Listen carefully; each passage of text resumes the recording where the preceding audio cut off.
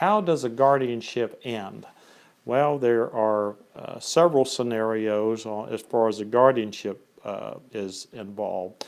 Let's first talk about what is a guardianship. That's whenever you have someone appointed to take care of the ward, and the ward does not have all of their rights as far as that's concerned, and so you have it could be a minor who cannot have the right to contract till they reach the age of majority, and so you could have a guardianship for a minor who doesn't have a right to contract, and then you have the incapacitated person who is mentally not capable of executing their documents, or they found to be incapacitated, and therefore someone's been appointed as their guardian.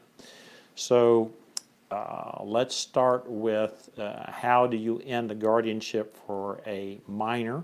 Well, that's fairly easy. Once they reach the age of 18, well, then you can terminate the guardianship and you turn over whatever the assets are to the ward, and that's how that would end.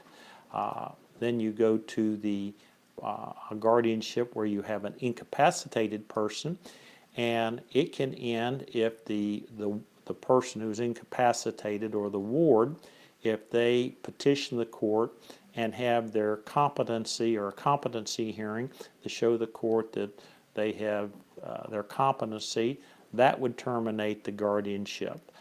That rarely happens, but that is another way to terminate a guardianship. And the most common way, particularly when you have incapacitated persons, is whenever they pass away, that would end the guardianship, and then the money would then pass to their state or probate proceedings as far as that is concerned. So if you have a guardianship or would like some advice, you can contact our office. We have Erica Munns has joined our firm and has some experience with guardianships, and would be pleased to meet with you and talk to you about the expense and whether or not it can be terminated.